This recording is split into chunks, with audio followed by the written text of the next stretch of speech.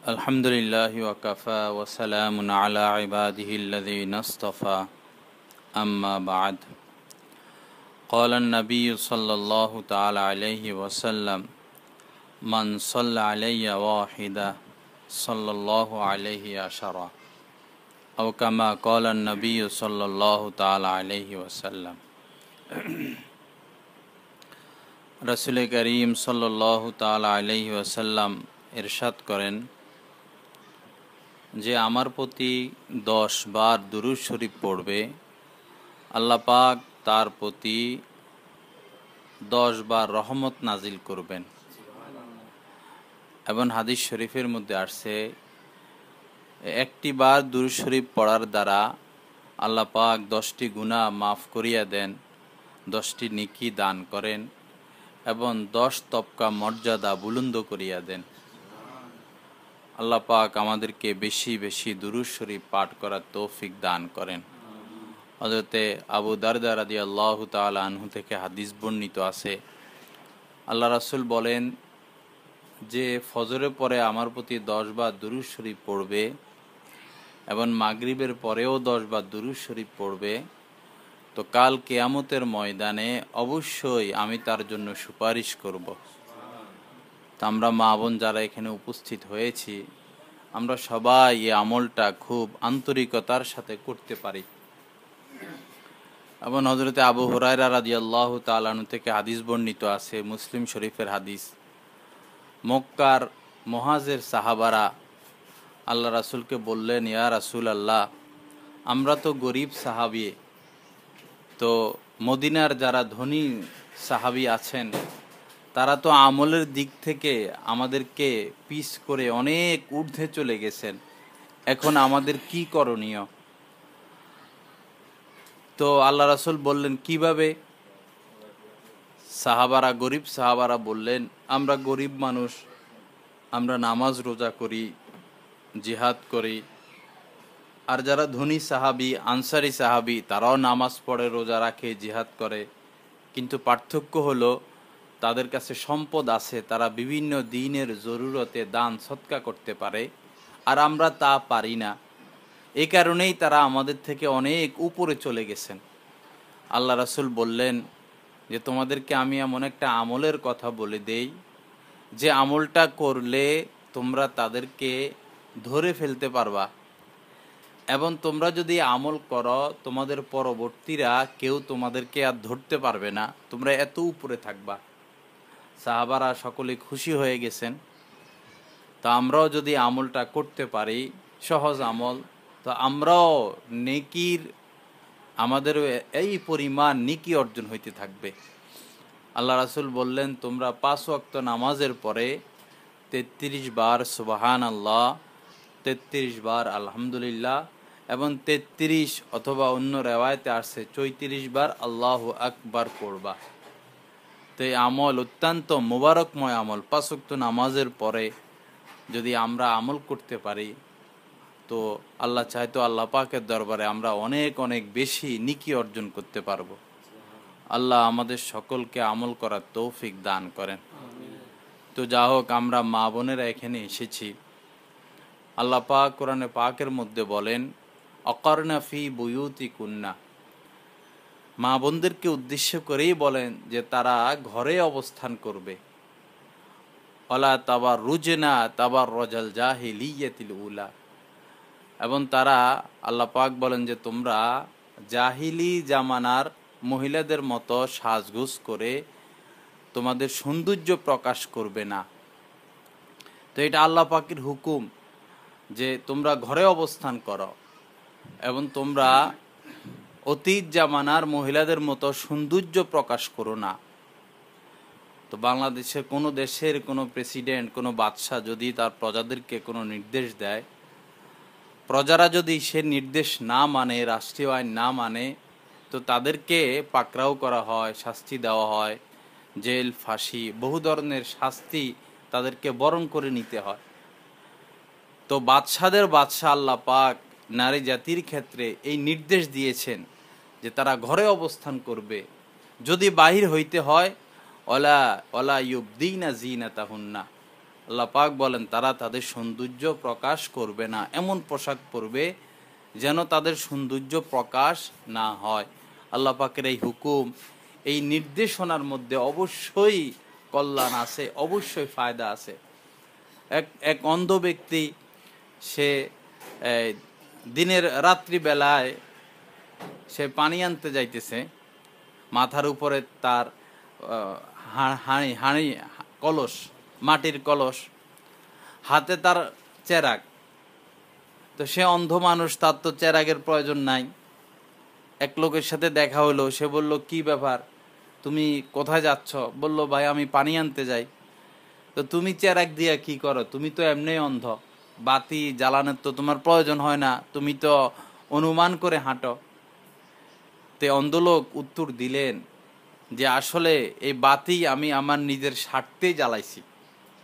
সেটা হইল কি, যে আমি রাস্তা দেখি না ঠিক আছে, হয়তো অন্ধকারে সামনের থেকে কেউ আসলো, আইসা আমার গায়ের মধ্যে ধাক্কা লাগবে, ধাক্কা লাগার দ্বারা আমার মাথার উপরে যে কলস, মাটির কলস, এটা পড়ে যাবে, ভেঙে যাবে, এবং আমারও অ্যাক্সিডেন্ট হওয়ার ভয় আছে। তো এই জন্যই আমি নিজে না দেখার সত্ত্বেও চেরাগ নিয়ে চলাফেরা করি। তো অনেকেই প্রশ্ন করে যে মহিলারা কেন পর্দা করবে?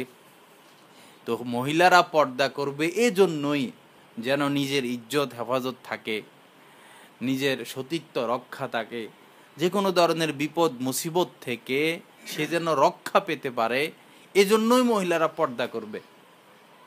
আমি যে এলাকায় আছি ভৈরব, এই এলাকায় এক প্রভাবশালী মহিলা, সে ধর্ম পছন্দ করে না। তো মহিলারা বোরকা পরুক এটাও সে চায় না। তো তার একটা মেয়ে আছে, সুন্দরী মেয়ে, আসা যাওয়া করে। এখন এই মেয়ের পিছে এলাকার একটা সন্ত্রাস ছেলে লাগছে। এই সন্ত্রাস ছেলে যে কোনোভাবে হোক এই মেয়েকে সে চায়।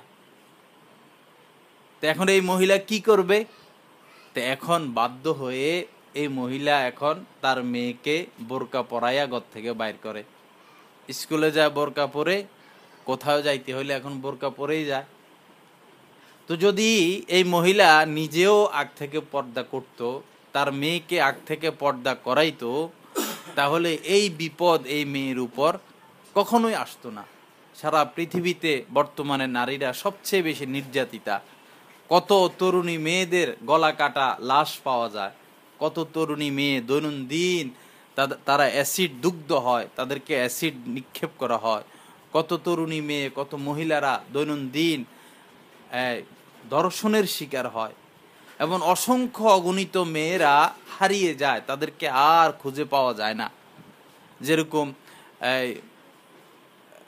আমেরিকার পাশের রাষ্ট্রের নাম কি না, মেক্সিকো। মেক্সিকো একটা রাষ্ট্র আছে, ওই রাষ্ট্রের মধ্যে প্রতি বছর হাজার হাজার মেয়ে হারাইয়া যায়। এই মেয়েগুলো কোথায় আছে, জীবিত না মৃত, তাদের পিতামাতা আর কখনো খুঁজে পায় না। বাংলাদেশের থেকেও এরকম অসংখ্য মেয়ে হারাইয়া যায়। তো এই মেয়েগুলোকে সাধারণত বিভিন্ন জায়গায়, যেখানে মদ তৈরি করা হয়, ওই সমস্ত জায়গায় নিয়ে যাওয়া হয়। বিভিন্ন জঙ্গলে পানির নিচে সেনাবাহিনীদের ট্রেনিং দেওয়া হয়, সেনাবাহিনীদের খেদমতের জন্য এই মেয়েদেরকে ওইখানে নিয়ে যাওয়া হয়। এই মেয়েরা জীবনে কখনো আর ফিরে আসতে পারে না। তো এই সমস্ত বিষয় আমাদের স্মরণ রাখা, সতর্ক থাকা, ভয় পাওয়া। আমি যদি তাদের কবজায় পড়ে গেলাম, আমার মেয়ে যদি তাদের কবজায় পড়ে গেল, আর তো সে ফিরে আসতে পারবে না। গত কিছুদিন আগে পত্রিকা দেখলাম, মা বাপের আদরের একটা মেয়ে, একেবারে কলিজার টুকরা, কত কষ্টে তাকে লালন পালন করে বড় করতেছে। হঠাৎ এই মেয়েটা নাই, খুঁজে পাওয়া যায় না। এরপরে খুঁজতে খুঁজতে প্রায় 5 বছর পর এই যশোর একটা পতিতালয় থেকে এই মেয়েটাকে উদ্ধার করে। 5 বছর পর্যন্ত এই মেয়ে এই পতিতালয় বন্দী ছিল, কত নির্যাতন তার উপর করা হয়। তো এই জন্য আমার মা বোনেরা, পর্দা আল্লাহ পাকের হুকুম, এটা আল্লাহ পাকের হুকুম। প্রেসিডেন্ট, প্রধানমন্ত্রীর নির্দেশ আমরা অমান্য করতে পারি না ভয়ে, না জানে কোন বিপদ এসে যায়। আমার মা বোনেরা, তাহলে আল্লাহ পাকের নির্দেশ আমাদের কেমন মানা উচিত, কতটা আমাদের সতর্ক থাকা উচিত। আল্লাহ আমাদেরকে বুঝা এবং আমল করার তৌফিক দান করেন। নজর লাগা, নজর হাদিস শরীফে আসছে, নজর এটা সত্য, নজর লাগে। যাদের নজর খারাপ, দিল খারাপ, একটা লাউ গাছে লাউ ধরতেছে, সে যদি এই লাউ গাছের দিকে তাকায়, তো কিছু কিছু লোকের নজর এত মারাত্মক যে লাউগুলো ঝরে পড়ে যায়। হ্যাঁ, আম গাছে কি সুন্দর সুন্দর আম ধরে, যাদের নজর বিষাক্ত তারা যদি ওই আম গাছের দিকে তাকায় তো আমগুলো ঝরতে পড়া শুরু করে এবং পরবর্তীতে আর আম ধরে না। এমনইভাবে কোনো সুন্দরী মেয়ে অথবা কোনো নারীর প্রতি যারা কুদৃষ্টি করে, যাদের নজর খারাপ, এরা যদি এই নারীর দিকে দৃষ্টি করে, তখন নারীদের চেহারা সুরত সৌন্দর্যতা নষ্ট হয়ে যায়, মুখে বর্ণ ওঠা শুরু হয়ে যায়, তাদের শরীর নষ্ট হইতে থাকে, স্বাস্থ্য নষ্ট হইতে থাকে। কারণ নজর এটা সত্য, হাদিস শরীফে আছে। অন্তত এই দৃষ্টিকোণ থেকেও আমরা পর্দা করতে পারি, ঘরে থাকতে পারি। যে সমস্ত মহিলারা পর্দা করবে, ঘরে থাকবে, আল্লাহর কসম দিন দিন তাদের সৌন্দর্যতা বৃদ্ধি পাইতে থাকবে, তাদের চেহারার মধ্যে লাবণ্যতা আসতে থাকবে, তাদের চেহারার মধ্যে নূর আসতে থাকবে, আল্লাহ প্রদত্ত একটা মায়া তাদের চেহারার মধ্যে ফুটতে থাকবে। আর যে সমস্ত মহিলারা বেপর্দা ঘুরবে, রাস্তাঘাটে ঘুরবে, বেগানা পুরুষদের সাথে আড্ডা দিতে থাকবে, এরকম আল্লাহর এই হুকুম যারা অমান্য করতে থাকবে, তারা যত সুন্দরী হোক না কেন, তাদের চেহারা থেকে সৌন্দর্য দিন দিন কমতে থাকবে, তাদের লাবণ্য বিনষ্ট হইতে থাকবে, তাদের মুখের মধ্যে বরণ উঠতে থাকবে, তারা পেরেশানির উপরে পেরেশানি ভুগতে থাকবে। দুনিয়ার যত অশান্তি, যত পেরেশানি, যত লাঞ্ছনা এবং যে কোনো ধরনের অ্যাক্সিডেন্ট তাদের জীবনে চলে আসতে পারে আল্লাহ পাকের এই হুকুম লঙ্ঘন করার জন্য।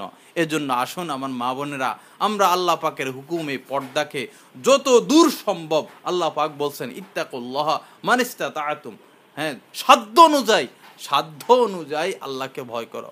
আল্লাহ আমাদেরকে আমল করার তৌফিক দান করেন। আল্লাহ পাকের হুকুম মোতাবেক আমাদের জীবনকে গড়ার তৌফিক দান করেন। সুন্নত আর জাদিদ সায়েন্স একটা কিতাব মৌলানা তারেক মাহমুদ পাকিস্তানের উনি লিখছেন। ওই কিতাবের মধ্যে উনি গ্রহণযোগ্য কিছু ঘটনা, এত মানে আশ্চর্য ঘটনা লিখছেন যেটা শুনলেও আমরা শিহরে উঠি। পাকিস্তানের এক সরকারি অফিসার, সে তার একটা তরুণী মেয়ে, বিবাহ হয় নাই, সে তার মেয়েটাকে কবর দিয়ে বাসায় ফিরে আসলো। তো তারেক মাহমুদ সাহেব লেখেন যে এই লোকের তার পকেটে তার মানি ব্যাগ ছিল, কোন এ দরজাটা বন্ধ করে মহিলারা আসা যাওয়া করে, তার পকেটে তার মানি ব্যাগ ছিল। তো মেয়েকে যে সে কবর দিছিল, কবরে সে নিজে নামছে, এই কবরের মধ্যে তার মানি ব্যাগটা পড়ে যায়। পরে যখন সে বাসায় ফিরে আসে, মানি ব্যাগ নাই, আর মানি ব্যাগের মধ্যে তার সরকারি রাষ্ট্রীয় কিছু গুরুত্বপূর্ণ কাগজপত্র ছিল যেগুলো অবশ্যই দরকার। তখন বাধ্য হয়ে তারা এই কবর আবার নতুন করে কবর খনন করার সিদ্ধান্ত নিল। তো এই সরকারি অফিসার সে যখন কবরটা ছিদ্র করলো তার মানিব্যাগ নেওয়ার জন্য, এক নজর সে কবরের দিকে দেখে চিৎকার দিয়ে সে পড়ে যায়, চিৎকার দিয়ে, হায় কি দেখলাম, কি দেখলাম, কি দেখলাম, আমি একটু আগে আমার মেয়েকে কবর দিয়ে গেলাম আর এখন আমার মেয়ের অবস্থা। লোকজন বলল, ভাই কি হয়েছে, কি হয়েছে, আপনি খুলে বলুন।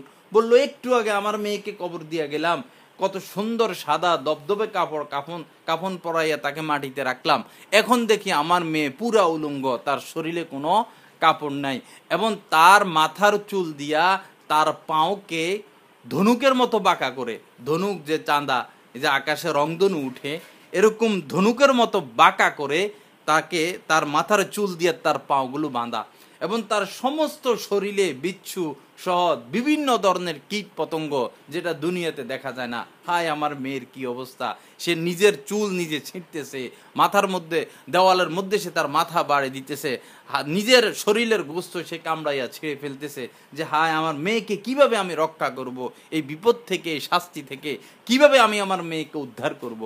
এরপরে গবেষণা করা হলো কেন এই মেয়েকে শাস্তি দেওয়া হচ্ছে। ওই পিতা মাতাই বলল যে আসলে আমার মেয়ে ফ্যাশন করত, সে কখনো পর্দা করতো না, মা বাবার কথা শুনতো না, চুলগুলো ছেড়ে দিয়া রাস্তাঘাটে চলাফেরা করত, পুরুষের দৃষ্টি আকর্ষণ করত, যার কারণে আল্লাহ পাক তাকে এই শাস্তি দিচ্ছেন এবং তার এই শাস্তিটা দুনিয়াতে প্রকাশ করে দিচ্ছেন। আল্লাহ মেহেরবানি করে আমাদের সকলকে পর্দা নিশীন হওয়ার তৌফিক দান করেন। ও আমার মা বোনেরা, এই রূপ সৌন্দর্য ক্ষণস্থায়ী, রূপ সৌন্দর্য ক্ষণস্থায়ী। অল্প দিনের জন্য আল্লাহ আমাদেরকে রূপ সৌন্দর্য দিয়েছেন পরীক্ষা করার জন্য যে কারা আল্লাহ চাচ্ছেন যে কারা রূপ সৌন্দর্য দেওয়ার পরেও কারা আমার ভয়ে আমার নির্দেশে নিজেদের এই রূপ সৌন্দর্যকে ঢেকে রাখে, কেবলমাত্র স্বামীদের জন্য এটা প্রকাশ করে। আল্লাহ পাক এটা দেখতে চান, লিয়াবলুয়াকুম আইয়ুকুম আহসানু আমালা, কে সবচেয়ে সুন্দর আমল করতে চান, আল্লাহ পাক এটা দেখতে চান। আল্লাহ আমাদেরকে নিজ করমে সকল মা বোনদেরকে পর্দা নিশি নেওয়ার তৌফিক দান করেন। হযরত রাবিয়া বসরিয়ার কথা আমরা শুনছি সবাই। একদিন তিনি বসে বসে কাঁদতেছেন, তার ঘরের দরজার সামনে বসা ফুফাইয়া কাঁদতেছেন, অনেক বেশি কাঁদতেছেন। তো তার সামনে একটা ছেলে ছিল, সে কাবাব খাইতেছে, মুরগির কাবাব। তো ওই ছেলে মনে করলো যে হয়তো রাবিয়া বসরিয়া কাবাব দেখা তার খাইতে মন চাইছে, এ কারণে সে কাঁদতেছে।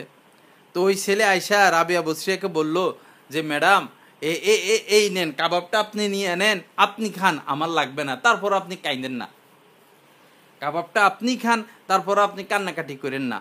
রাবিয়া বসরিয়া রহমতুল্লাহ আলাই বললেন যে কাবাবের জন্য আমি কাঁদতেছি না। ওই লোক বলল তাহলে কিসের জন্য আপনি কাঁদতেছেন? হযরত রাবিয়া বসরিয়া বললেন যে এই যে মুরগিটাকে আগুনে পোড়াইয়া কাবাব বানানো হইলো, মুরগিটাকে কিন্তু জিন্দা অবস্থায় আগুনে পোড়ানো হয় নাই, আগে তাকে জবাই করা হয়েছে। সে যখন মারা গেল তারপরে তাকে আগুনে পোড়াইয়া কাবাব তৈরি করা হলো।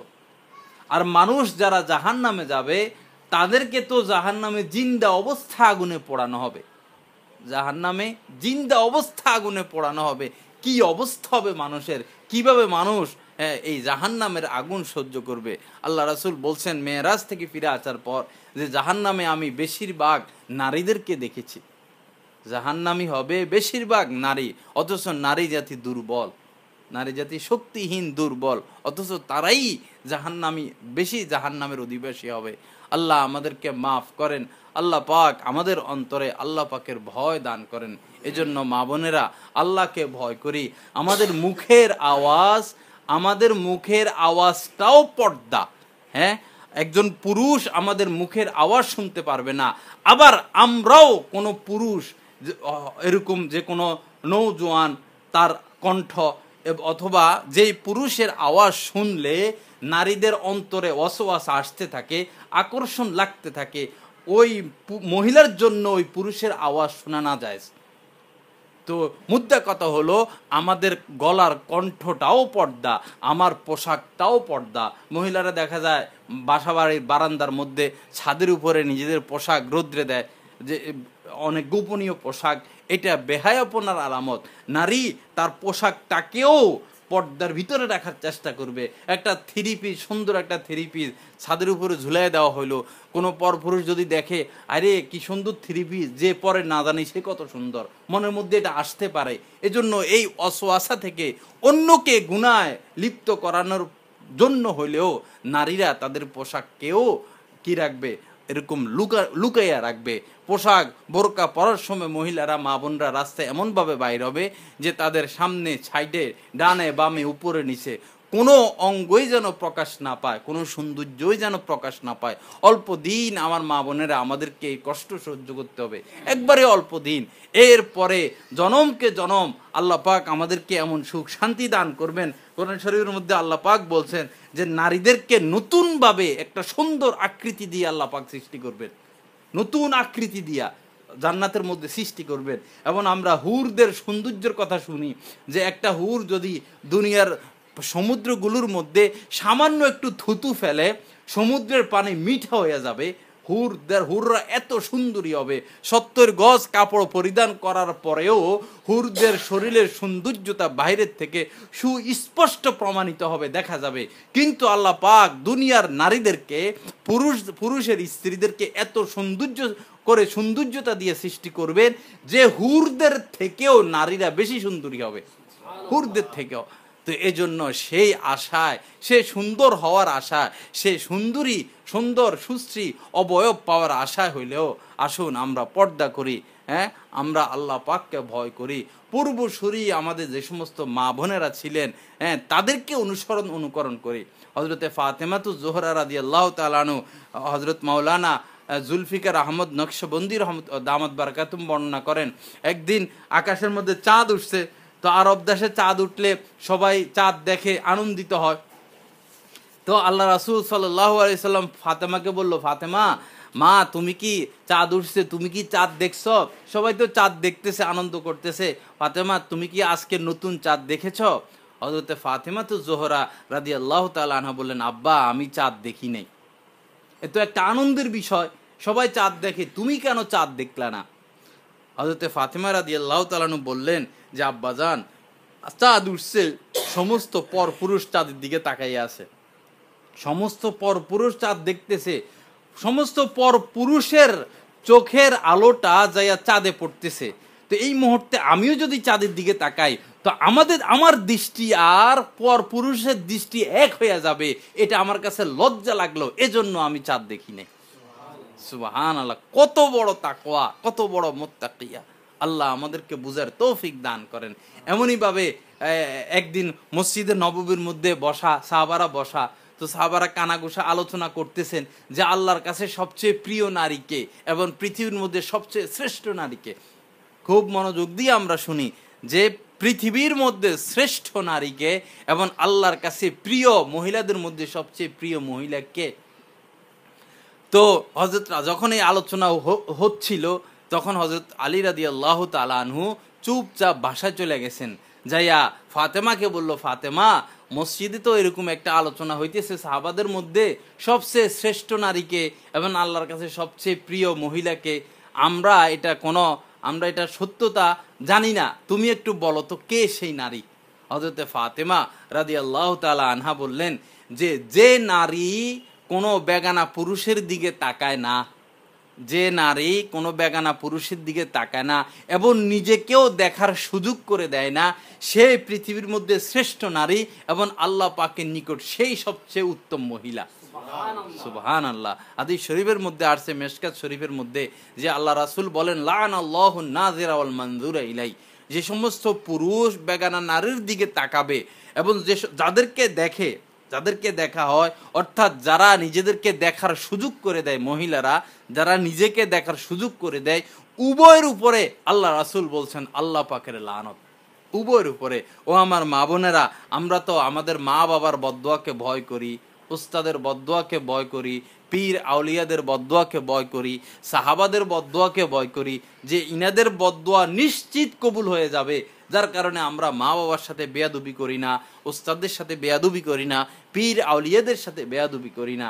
তো এইখানে যে বদদোয়া দিলেন, যে সমস্ত মহিলারা নিজেদেরকে দেখার সুযোগ করে দেয়, পর পুরুষদেরকে দেখার কুদৃষ্টি করার সুযোগ করে দেয়, তাদের উপর আল্লাহ পাকের লানত। এই বদদোয়া কে করলেন? এই বদদোয়া তো খোদ আল্লাহর রাসূল করতেছেন, যে লাআনাল্লাহু নাযিরা ওয়াল মানযুরা ইলাই, যারা দেখে এবং যারা দেখায় উভয়ের উপরে আল্লাহ পাকের লানত। যেই লানতের কারণে, যেহেতু আল্লাহ রাসূলের দোয়া নিশ্চিত কবুল হয়, এই লানতের কারণে কোনো মহিলা ঘরের মধ্যে স্বামীকে নিয়ে সুখে শান্তিতে থাকতে পারে না, কোনো পুরুষও শান্তি পায় না, ইতমিনান পায় না, মজা পায় না। সমস্ত মানুষের জন্য দুনিয়াটা একটা কষ্টের জায়গা হয়ে গেছে। কেন? কারণ আল্লাহ রাসূল তো লানত দিয়ে গেছেন, যারা কুদৃষ্টি করবে তাদের উপরও লানত এবং যারা দেখাবে তাদের উপরও লানত। এজন্য আসুন আমার মা বোনেরা, আমরা পর্দা করি, আমরা দেবরের দিকে না তাকাই, দেবরের সাথে গল্প স্বল্প না করি। চাচাতো দেবর, মামাতো দেবর, খালাতো শাশুড়, আমাদের শ্বশুর বাড়িতে আসার পরে আমার শ্বশুরের সাথে আমার পর্দা নাই, আমার স্বামীর সাথে আমার পর্দা নাই, এছাড়া আদার্স যত পুরুষ আছে সকলের সাথে আমাদেরকে পর্দা করতে হবে। যদি এ পর্দা না করি, যদি আল্লাহর এই লঙ্ঘন না মানি, মনে রাখবেন, আমি যদি আমার দেবরের সাথে সরাসরি কথাবার্তা বলি, পর্দা না করি, আমি চ্যালেঞ্জ করে যাব, আপনার মন স্বামীর কাছে থাকবে না, আপনার মন আপনার দেবরের কাছে পড়ে থাকবে। আপনার কাছে দেবরের হাসি ভালো লাগবে, আপনার কাছে দেবরের চলাফেরা ভালো লাগবে, আপনার কাছে দেবরের সাথে গল্প স্বল্প করতে এবং আরও অগ্রসর হইতে মন চাইবে। স্বামীর হাসি ভালো লাগবে না, স্বামীর পোশাকও ভালো লাগবে না, স্বামীকে মনে হবে ওল্ড মডেল আর দেবরকে মনে হবে ইয়াং। দেবরকে নিয়ে জীবন গড়তে মন চাইবে, স্বামী কাছে আসলে লাগবে অশান্তি লাগবে, অতৃপ্তি লাগবে, অস্বস্তি লাগবে, মন চাবে যে কষ্ট লাগতেছে, মন চাবে যে ঘর থেকে বাইর হয়ে যায়।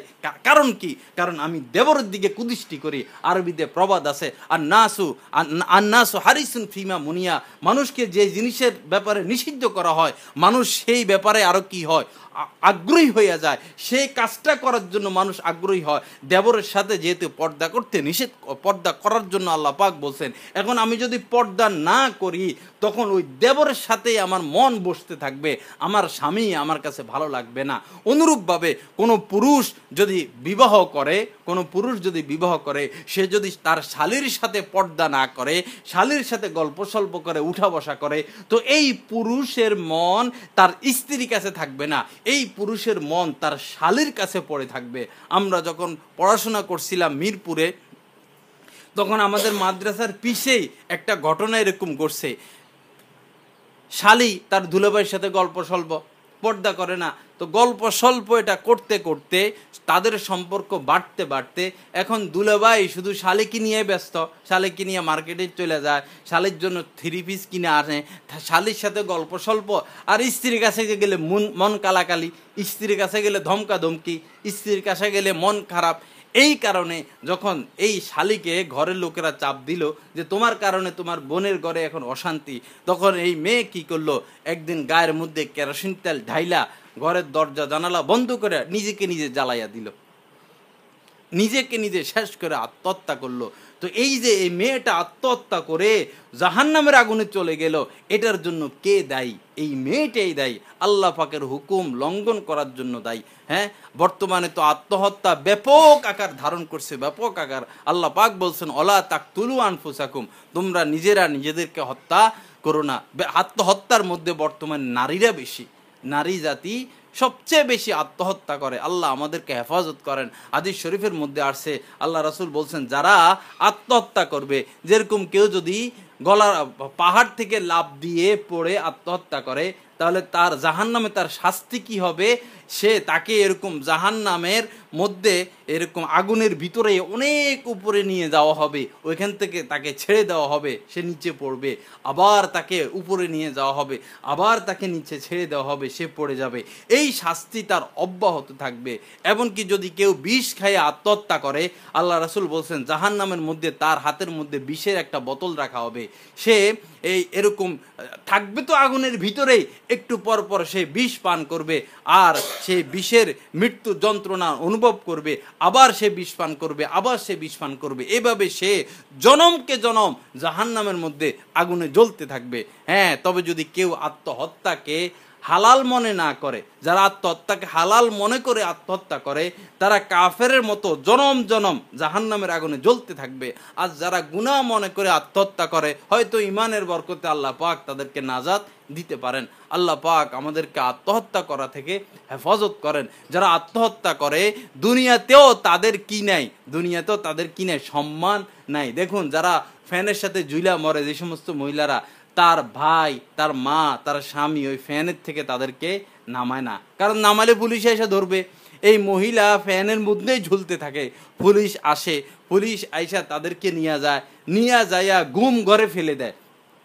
ওই গুম ঘরে একটা মেয়েকে একজন বা দুইজন পুরুষ আইসা সমস্ত কাপড় চোপড় খুইলা তার পুরা শরীর কাটতে থাকে, মাথা কাইটা মগজ বাইর করে, চোখ বাইর করে, বডি বুক কাইটা তার এরকম কিডনি নিয়ে যায়, ফুসফুস নিয়ে যায়, অঙ্গ প্রত্যঙ্গ সব কিছু এই গুম ঘরে তার কেটে এরপরে তাকে সেলাই করে বাড়িতে ফিরে দেওয়া হয়। তো আত্মহত্যা যারা করে দুনিয়াতেই তাদের শাস্তির অভাব নাই। এমনকি হাদিস মাসআলা ফতুয়ার কিতাবের মধ্যে আসছে, যারা আত্মহত্যা করবে এলাকার উলামা ইকরাম গণ্যমান্য ব্যক্তি তাদের জানাজা পড়বে না, এই কারণে যে মানুষ যেন পরবর্তীতে ভয় পায় আত্মহত্যা করতে।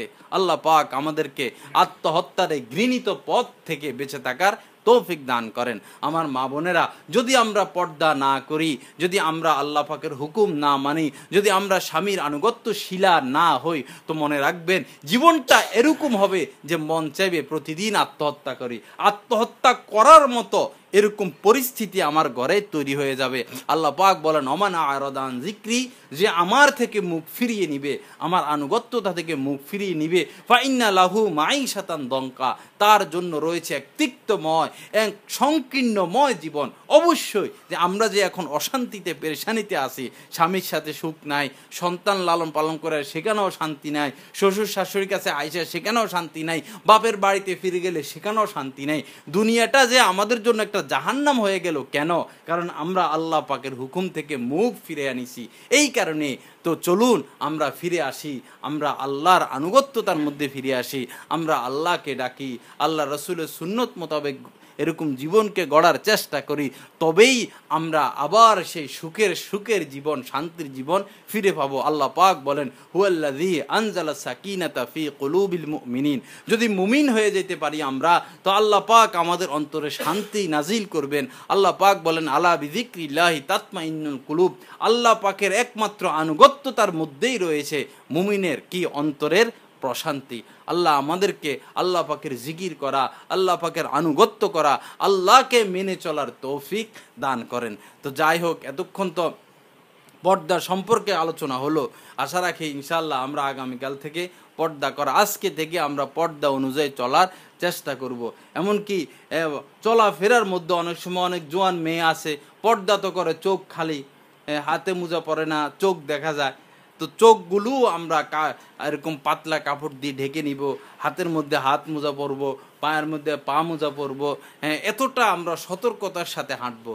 যেই মেয়ে ঘরে, যে মেয়ে পর্দা করবে, যে মেয়ে আল্লাহকে ভয় করবে, এই মেয়ের সুনাম আল্লাহ ছড়াইতে থাকে। আশপাশের মানুষ, আত্মীয় স্বজন, বন্ধু বান্ধব, দূর দূরান্ত পর্যন্ত মানুষ বলতে থাকে যে না রে, অমুকের মেয়ে একটা মেয়ে, অমুকের মেয়ে একটা মেয়ে, অমুকের মেয়ের গুণের কোনো কি নাই, তুলনা নাই। তার চতুর্দিকে তার সুনাম সুখ্যাতি আল্লাহ ছড়াইয়া দেন। আর যে মেয়ে বেপর্দা ঘোরাফেরা করে, রাস্তাঘাটে বেপর্দা ঘোরাফেরা করে, হ্যাঁ, পর পুরুষের সাথে আড্ডা দিতে থাকে, মোবাইলে গল্প সল্প করতে থাকে, এই মেয়ে যদিও মনে করে যে আমি খুব ইয়াং, আমি অত্যাধুনিক, কিন্তু এই মেয়েকে সমাজের কেউ ভালো মনে করে না। এমনকি সমাজের যারা খারাপ মানুষ, নিকৃষ্ট মানুষ, তারা হয়তো এই মেয়ের সামনে তার খুব প্রশংসা করতে থাকে, কিন্তু পিছনে তারাও বলতে থাকে যে আসলে এই মেয়েটা কি নয়, তার মধ্যে নারী সুলভ কোনো চরিত্র নাই, বেহায়া, রাস্তাঘাটে ঘোরাফেরা করে, লজ্জা নাই, শরম নাই। আল্লাহ আমাদেরকে এই সমস্ত গুনাহ থেকে বাঁচার তৌফিক দান করেন। মা বোনদের মধ্যে বর্তমানে সবচেয়ে যেটা বড় সমস্যা হয়ে দাঁড়াইছে সেটা হলো স্টার জলসা দেখা। হ্যাঁ, স্টার জলসা আছে, এদিকে আছে না? অবশ্যই আছে। ডিশ যেখানে আছে স্টার জলসা আছে। স্টার জলসা এটা হইলো সাপের বিষ। স্টার জলসা সাপের বিষ। এই হিন্দুরা এই স্টার জলসা সুকৌশলে আবিষ্কার করছে, যারা অর্থাৎ যেন মানুষ দলে দলে হিন্দু ধর্ম গ্রহণ করে, এই জন্যই তারা স্টার জলসা তৈরি করছে। যে সমস্ত মা বোনেরা 5-7 বছর, 10-20 বছর টানা স্টার জলসা দেখতে থাকবে, এক সময় এই মা বোনদের মুখ দিয়ে বাইর হবে এই কথা যে মুসলিম ধর্ম থেকে হিন্দুদের ধর্ম অনেক ভালো। বলবে মহিলারা যে ইসলাম ধর্ম থেকে হিন্দুদের ধর্ম অনেক ভালো। এবং যে মেয়ে নিয়মিত স্টার জলসা দেখে, বিয়ের আগে, বিয়ে দেওয়ার পর এই মেয়ে কখনো তার স্বামীকে নিয়ে শান্তি পাবে না। কারণ মেয়েরা বলা বলি করে যে এই কেমন স্বামী তুমি পছন্দ করো, তো মেয়েরা বলে ওই স্টার জলসার ওই যে নায়ক, ওই নায়কের মতো স্বামী আমি পছন্দ করি। তো বাস্তবে ওই নায়ক তো আসলে এটা তো তার অভিনয়, এটা তো তার জীবন না। তার জীবন কত নগণ্য, তার জীবন কত নাপাক, কত এরকম অপদার্থ, কত নগ্ন, এটা তো আমরা জানি না, এটা তো তার অভিনয়। এই মেয়ে তো এই পরপুরুষের অভিনয় দেখে তার ভক্ত হয়েছে। এখন যখন এই মেয়েকে কোনো স্বামীর কাছে বিবাহ দেওয়া হবে, কোনো ছেলের কাছে, ওই ছেলে তো আর অভিনয় করবে না, এটা তো বাস্তবতা। যখন এই মেয়ে তার স্বামীর কাছে স্টার জলসার নায়কের মতো আচরণ পাবে না, ব্যবহার পাবে না, স্টার জলসার নায়কের মতো এরকম চরিত্র তার স্বামীর মধ্যে পাবে না, তখন তার ভিতরে অন্তরে দাউ দাউ করে আগুন জ্বলতে থাকবে যে হায়রে কার কাছে বিবাহ দিল মা বাপ, কোথায় আমাকে উঠাইয়া দিল। তখন সে অশান্তি ভুগতে থাকবে এবং তার সংসারের মধ্যে আগুন জ্বলতে থাকবে। এজন্য আমার মা বোনেরা, স্টার জলসা দেখা থেকে আমরাও সতর্ক থাকব, আমাদের সন্তানদেরকেও সতর্ক রাখব। এবং মোবাইল ব্যবহারের ক্ষেত্রে আমরা যদিও প্রয়োজনে মোবাইল ব্যবহার করতে হয়, সাধারণ সেট ব্যবহার করব, যেখানে কোনো ক্যামেরা নাই, যেখানে অশ্লীলতার কোনো ছোঁয়া নাই। এবং আমাদের মেয়েদেরকে, আমাদের ছেলেদেরকে কোনোভাবেই আমরা মোবাইল ব্যবহার করতে দিব না। যদি আমরা আমাদের সন্তানদেরকে মোবাইল ব্যবহার করতে দেই, তো মনে রাখবেন আমরা আমাদের নিজ হাতে আমাদের সন্তানকে জবাই করে দিলাম। বর্তমানে সন্তানেরা নষ্ট হওয়ার সবচেয়ে বড় উপকরণ, আসবাব হচ্ছে এই মোবাইল ফোন। এই মোবাইল ফোন ছেলে হোক মেয়ে হোক যার হাতে যাবে তাকে আর মা বাপ কন্ট্রোলে রাখতে পারবে না। সন্তান কন্ট্রোলহীন হয়ে যাবে, সন্তান বেয়াদব হয়ে যাবে, সন্তান উচ্ছৃঙ্খল হয়ে যাবে। সন্তানের মধ্যে ইহুদি খ্রিস্টানদের কালচার, কৃতি কালচার, চরিত্র নগ্নতা চলে আসবে, যে সন্তান মোবাইল ব্যবহার করতে থাকবে। আল্লাহ পাক আমাদেরকে সতর্ক হওয়া, সচেতন হওয়ার তৌফিক দান করেন। তো যাই হোক আমার মা বোনেরা, আমরা যাদের এখনো বিবাহ হয় নাই তাদের একটা বিষয়, আর যাদের বিবাহ হয়ে গেছে তাদের অন্য বিষয়। যাদের বিবাহ হয়ে গেছে তাদেরকে বলবো, সংসার জীবন অনেক কঠিন বিষয়। সংসার জীবন এটা একটা চ্যালেঞ্জ। খেলার ময়দানে, খেলার মাঠে দুই পক্ষ যে খেলতে নামে, দুনো পক্ষই লড়তে থাকে কিসের জন্য? জিতার জন্য। জান দিতে থাকে, জীবন দিয়া দেয়, তারপরও জিতার জন্য চেষ্টা করে। সংসার জীবন এরকম একটা চ্যালেঞ্জের, এটা একটা খেলার মাঠ, এটা চ্যালেঞ্জ যে আমার এই জীবন সংসারকে আমার টিকিয়ে রাখতে হবে। সংসার জীবনকে সুখময় করতে হলে, সংসার জীবনকে টিকিয়ে রাখতে হলে, সন্তানকে মানুষের মতো মানুষ করতে হলে, স্বামী স্ত্রীর সবচেয়ে বড় যে গুণটা, সেটার নাম হচ্ছে ধৈর্য। সবচেয়ে বড় গুণ, স্বামীরও অগাধ ধৈর্য থাকতে হবে এবং স্ত্রীরও অগাধ ধৈর্য থাকতে হবে। বিশেষ করে মহিলাদের ধৈর্য বেশি থাকতে হবে। যখন একটা মেয়েকে বিবাহ দেওয়া হয়, সে স্বামীর বাড়িতে যায়, তখন তার স্বামীও তার চাল চরিত্র দেখতে থাকে, পরীক্ষা করতে থাকে। তার শ্বশুর শাশুড়িও এই মেয়েকে দেখতে থাকে, তার চরিত্র চাল চলন দেখতে থাকে। তার দেবর, তার এরকম আত্মীয় স্বজন সবাই এই মেয়েটা কেমন, অনেকে খোঁসাইয়া কথা বলে, অনেকে কষ্ট দিতে থাকে। বিভিন্ন ধরনের অনাচার, অত্যাচার একটা মেয়ের বিবাহ হওয়ার পর তার উপর করা হয়। তো এই মেয়ে যদি ধৈর্য ধরার অভ্যাস না থাকে, তখন এই মেয়ে সংসার জীবনে টিকতে পারে না, তার সংসার ভেঙে যায়। সংসার সুখী হয় রমণীর গুণে প্রবাদ আছে। বাস্তব কথা, একটা মেয়ের গুণের দ্বারাই তার সংসার সুখী হয়। মহিলারা যদি ধৈর্যশীলা না হয়, শাশুড়ি কোনো একটা কথা বললো, সে যদি যায় স্বামীর কানের মধ্যে জ্ঞান্নর করতে থাকে, তার শ্বশুর কোনো কথা বললো, কষ্ট পাইলো, সে যদি তার স্বামীর কাছে এটা তাই বলতে থাকে, ধৈর্য ধরতে না পারে, তখন এই সংসারের মধ্যে আগুন জ্বলতে থাকে। তো এই জন্য হয়তো স্বামীর আচরণ অনেক সময় কড়া হইতে পারে, অনেক সময় স্বামীর মেজাজ খারাপ থাকে।